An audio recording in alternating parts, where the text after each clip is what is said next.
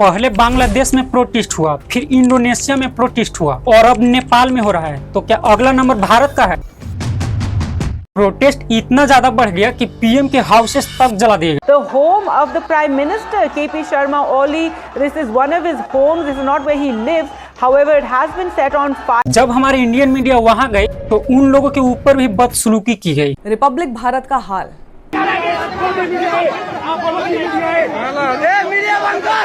और उन्हें भी कहा गया कि ये तो गवर्नमेंट के साथ मिली हुई है और ये जो कुछ भी चल रहा है इंडिया के लिए भी एक बहुत बड़े खतरे का घंटी है। वहाँ का हालात इतना ज्यादा खराब हो गया कि पीएम को इस्तीफा देकर देश छोड़ना पड़ा। तो आइए हम लोग देखते हैं आज की इस वीडियो में पूरी सच्चाई।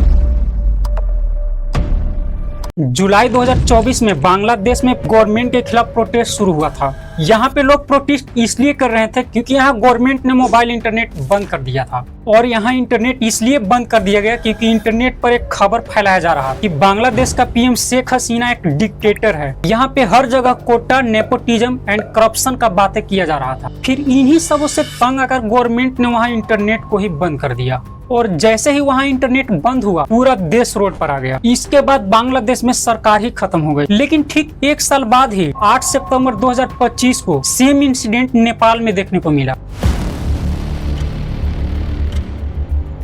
8 सितंबर 2025 को नेपाल के काठमांडू में लोग प्रोटेस्ट करने लगे। बताया जाता है कि वहाँ की गवर्नमेंट सोशल मीडिया प्लेटफॉर्म जैसे YouTube, Facebook, Instagram, Twitter, WhatsApp को नेपाल में बैन कर दिया गया क्योंकि ये कंपनी गवर्नमेंट के न्यू रूल के अंडर रजिस्टर नहीं कर रही थी। लेकिन ये पूरी तरह सच नहीं है, बल्कि सच ये है कि वहाँ पे unemployment, corruption and political instability next level पर है। यहाँ अच्छी जॉब नहीं मिल रहे हैं, फाइनेंशियल फ्यूचर इनसिक्योर है। ऐसा लगता है कि पॉलिटिशियन अपनी फैमिली के साथ एक लग्जरी लाइफ जी रहे हैं। वहाँ लोगों को ऐसा लगता है कि गवर्नमेंट पब्लिक मनी को मिसयूज कर रही है और इससे भी बड़ी पॉलिटिकल इंस्टेबिलिटी है जो कि नेपाल में फ्रिक्वेंटली सरकार बदलती रहती है। वोट और पार्टी के झगड़े बहुत ज्यादा होते हैं। इन्हीं सब को देखते हुए वहाँ के लोग गवर्नमेंट के खिलाफ सड़कों पे उतर गए। लेकिन तभी गवर्नमेंट प्रोटेस्ट को रोकने के लिए पुलिस को सड़कों पे उतार दिया। पुलिस ने प्रोटेस्टर के ऊपर water cannon, tear gas and rubber bullet का यूज करना शुरू कर दी। देखते ही देखते पुलिस और प्रोटेस्टर के बीच में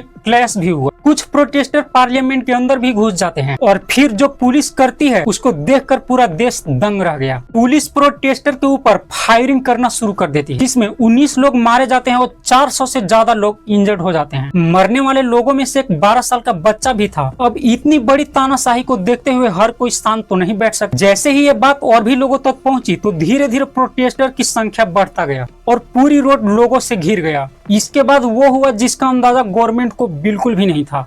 लोगों ने तो पीएम हाउस तक जला दिए जिसमें पीएम की वाइफ भी जल करके खत्म हो गई। फाइनेंस मिनिस्टर को सड़कों पर दौड़ा दौड़ा कर जूते चप्पलों से पीटा गया। हालात इतना खराब हो गया कि पीएम को इस्तीफा दे करके अपना देश छोड़ना पड़ा।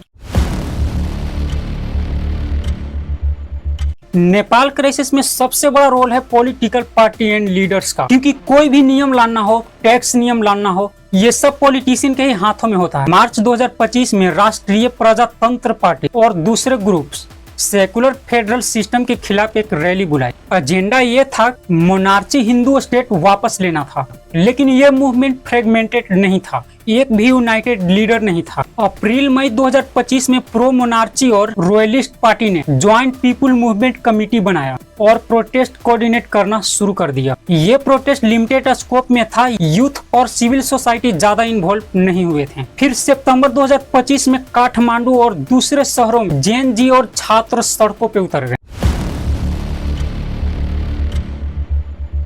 नेपाल में लंबे समय से राणा शासक का राज था। 1950 में आम जनता और पॉलिटिकल पार्टियों ने राणा शासक के खिलाफ प्रोटेस्ट शुरू कर दिया। इसका रिजल्ट ये आया कि 1951 में लोकतंत्र की शुरुआत हुई और राणा शासक का अंत हो गया। 2008 में गणतंत्र की घोषणा के बाद एक नया संविधान बनाने का प्रक्रिया शुरू हुई। 2015 में जब संविधान आया तो मधेसी जनजाति और अल्पसंख्यक समुदायों ने विरोध किया। उनका कहना था कि नया संविधान में उनके अधिकारों और प्रतिनिधित्व को अनदेखा किया गया है। नेपाल का इतिहास ये बताता है कि वहाँ का जनता हमेशा डिक्टेटरशिप, करप्शन एंड अनएम्प्लॉयमेंट के खिलाफ आवाज उठाई है। हर एक बड़ा प्रोटेस्ट नेपाल की पॉलिटिक्स में एक नई टर्निंग पॉइंट साबित होती है।